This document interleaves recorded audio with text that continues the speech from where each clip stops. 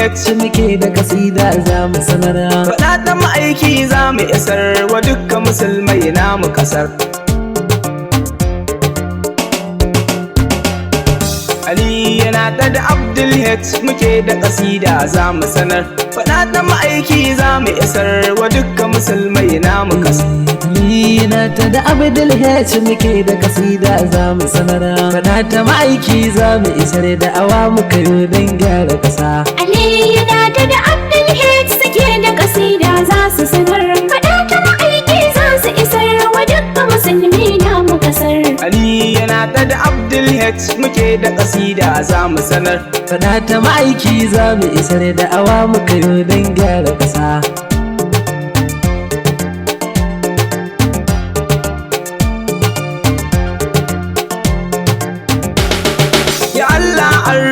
Rahimu mai mulkin can sama har da kasar, yayi ni yayo ka yayo su yayo mana dukka iyaye har da diyar, ya sanya biyayya dole iyaye in har mun iya samu watar daga sallah mun bi ma'aiki sai ku iyaye dam ga katar. To ni ma Abdul H na bisa kawai mu tafi hudar. Aliyu Nata da Abdul H suke da kasida za su sanar. Faɗa ta ma'aiki za su isar wa dukkan musulmi namu kasar. To ni fa kiran gada zan faɗakar da dukkan musulmai namu kasar. Mu gyara halayen mu faɗar abin da yake gaskiya mu sanar.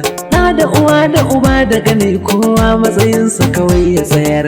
Ka kora mai kuɗi ka zage malam wannan bai dace ba tsayar. Ni na ta ba zan yi shiru ba tilas sai na yau da awar. Aliyu Nata da Abdul H suke da kasida za su sanar. Faɗa ta ma'aiki za su isar wa dukkan musulmi namu kasar. Kai mu kama sana'o'in Hausa in dai addini ya amsa. Sana'ar su sarar rassa sassaƙa kira saƙan sarƙa. Salon saka tatta sai a dasa a dafa mana girki ba wasa. Kiwo noma tushe na ƙasa surfan tsaba na hatsin masa. Sana'a sa a gara fasa kuma manzo na shine ya isar. Aliyu Nata da Abdul H suke da kasida za su sanar. Faɗa ta ma'aiki za su isar wa dukkan musulmi namu kasar. Komai yin Allah ne wannan na gane tun da ina ƙarami. Lokaci lallai in har ya iso zaka hau doki mai linzami.